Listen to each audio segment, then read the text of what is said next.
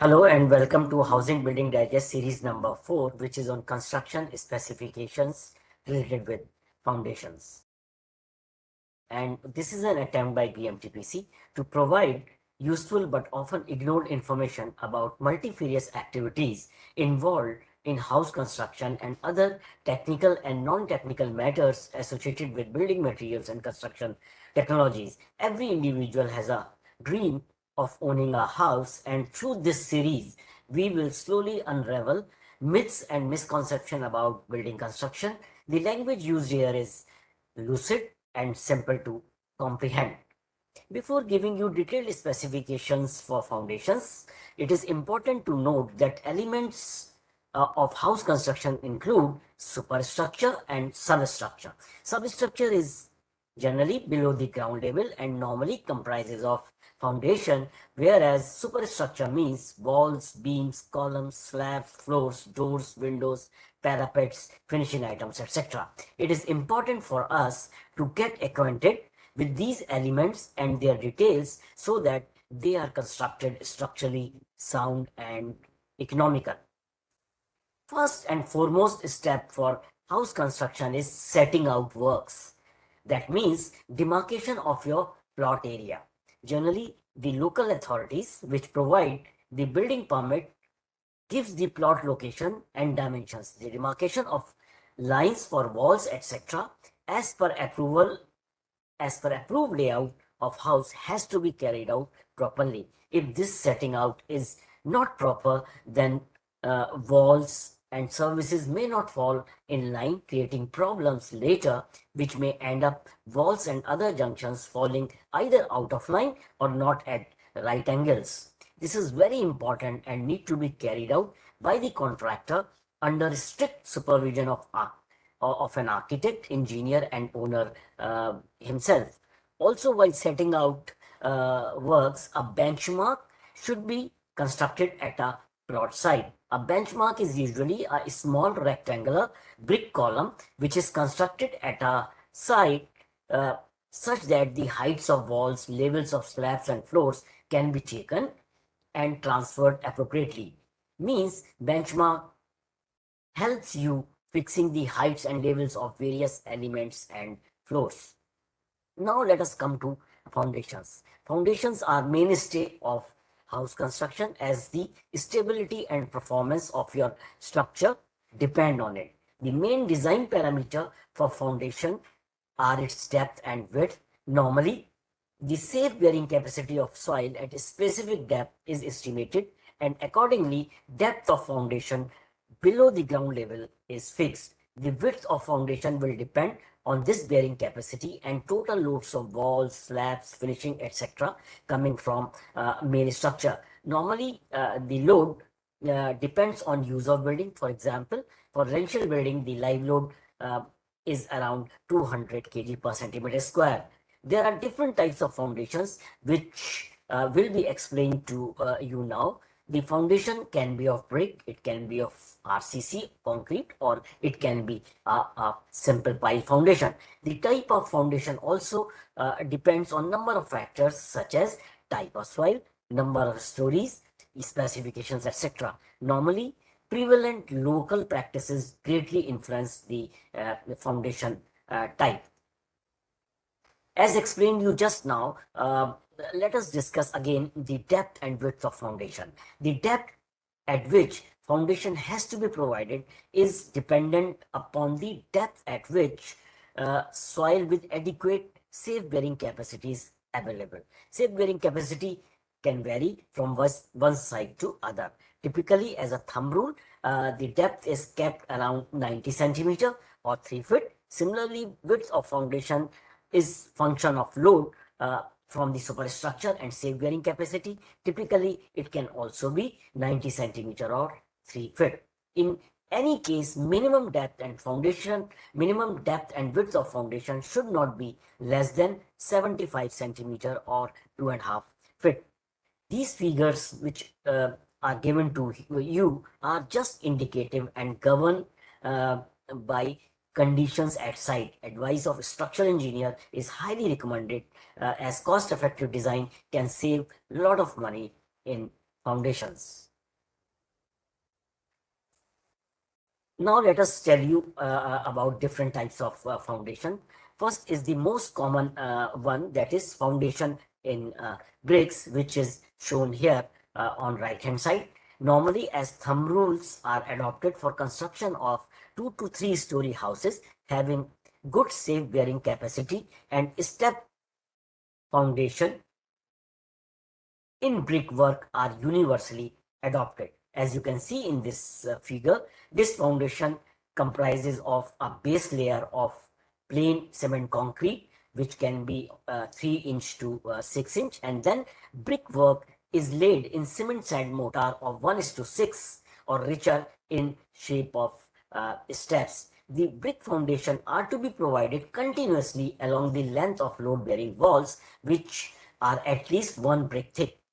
Wherever half brick walls, that is partition walls, are being provided, the depth and width of foundation can be reduced. However, my advice is that engineers and architects need to be consulted for foundation design, and utmost care should be taken to use quality and strong bricks. Another important aspect while constructing uh, uh, foundation is damp proofing course, which is a barrier to prevent the moisture from traveling to the superstructure walls above the foundation. This is shown here in this picture. This is damp proofing course, or DPC.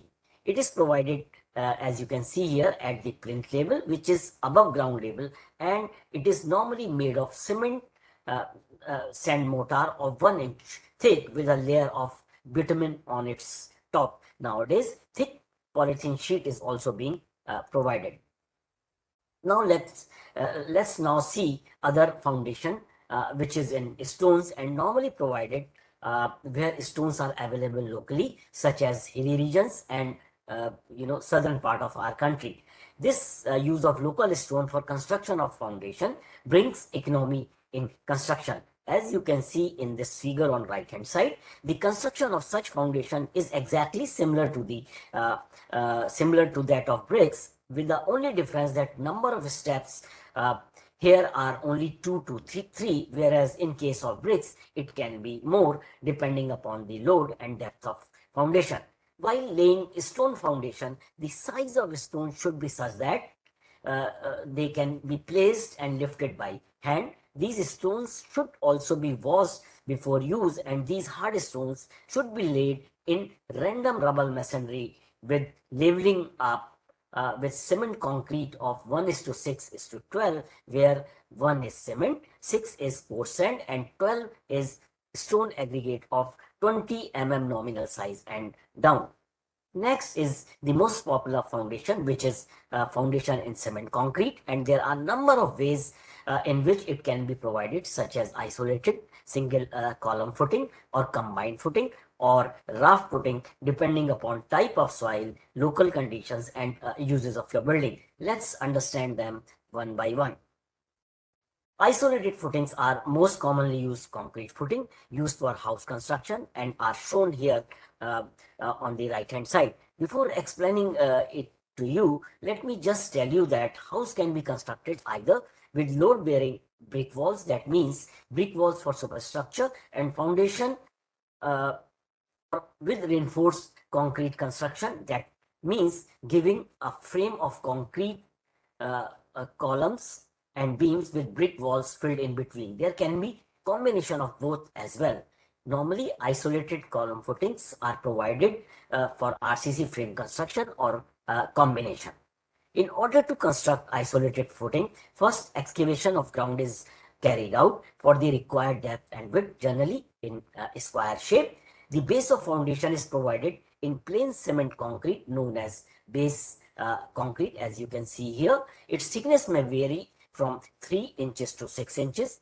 Over the base concrete, the reinforcement, that is steel bars, are placed in both the direction and tied up. Remember, the reinforcement of column has to commence from the foundation level as shown here, and this reinforcement is also placed while laying the foundation. The isolated footings are normally trapezoidal in shape to save material. Once the concreting is done, the proper curing is must and need to be carried out for at least a week or 10 days so as to get desired strength. It is advisable to seek the foundation design from structural engineer. The other type of the other type of foundations are combined footing and raft footing, as you can see in these pictures on right hand side. When two or more isolated footings are being joined in case of space constraints, they are known as combined footing. The design and construction is similar to that of isolated footings and it can be rectangular or trapezoidal as per the design.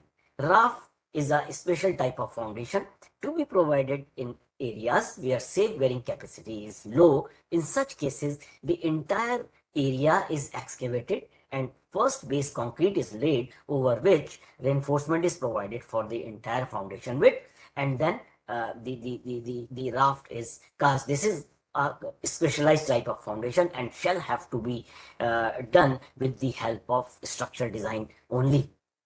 Next is pile foundation, which is shown in this figure. Normally for individual houses, these are not provided.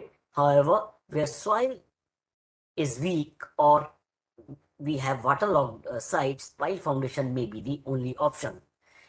Piles for foundation can either be cast in situ or precast with steel or timber or in combination. The shape of pile is normally circular. Nowadays, under-ring piles are also being provided, which are bored concrete piles with bulb-like shape towards the bottom. The main elements of piles are its diameter, depth and reinforcement, and to be decided as per structural design depending upon the soil strata.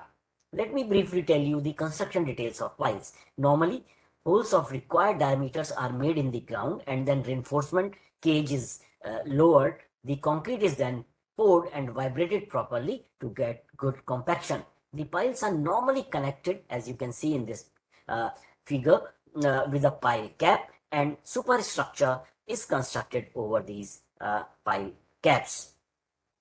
There is another very important aspect while laying foundation is that of property line.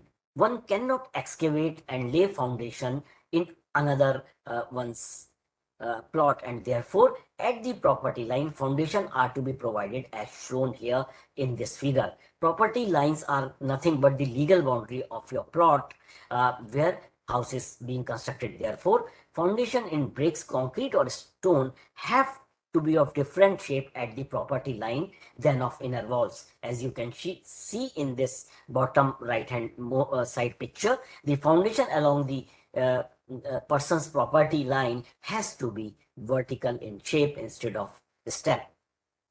Another important aspect while laying foundation is anti-termite treatment.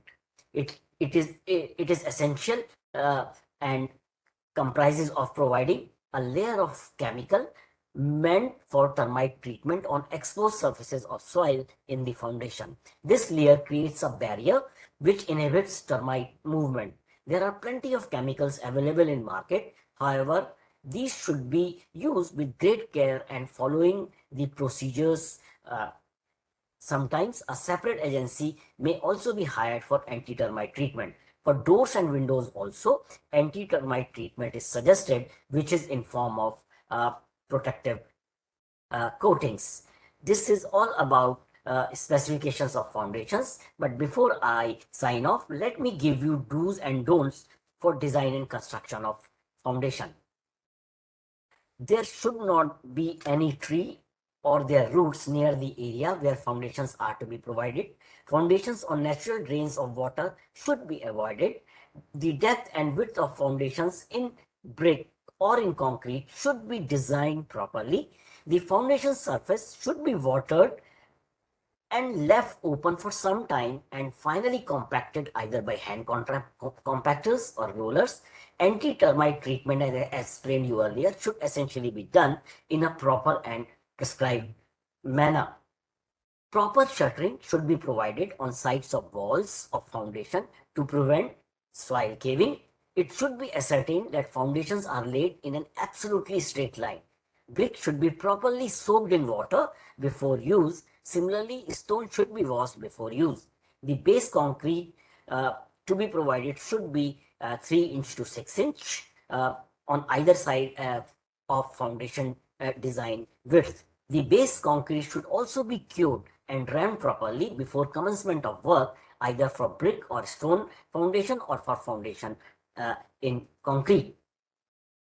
The reinforcement bars or steel bars to be provided for seismic strengthening should be properly embedded in the foundation as per the direction of an architect or civil engineer. The foundation should be constructed in an absolutely vertical manner. The steel bars or steel reinforcement for foundation in concrete should be provided as per structural design and placed with proper cover. Proper cover to reinforcement can be provided by placing precast concrete cover blocks. These can be made either of wood or concrete, say of size 1 inch by 1 inch by 11 inch or as may be required depending upon the conditions. Proper curing of RCC work in foundation should also be carried out in order to obtain the required strength.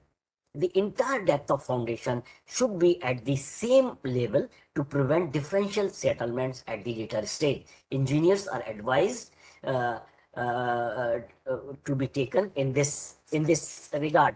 Foundations should also be provided for half brick walls, although they can be at a lesser depth and of lesser width.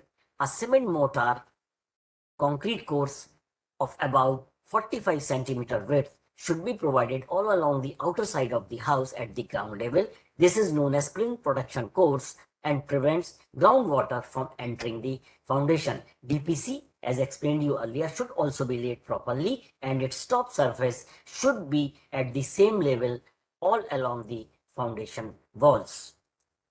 At last, providing good and appropriate foundation is the key to safe construction. The house grounded on good foundation will perform better, and therefore great care should be taken while constructing foundations. Also, economical design of foundation can save overall cost of house, and therefore the advice of foundation expert or civil engineer is always recommended. I hope the Building Digest number 4 will be helpful for creating awareness about construction of a house and can be downloaded from our website www.bmtpc.org. The next topic to be covered will be on construction specification of superstructure. Thank you.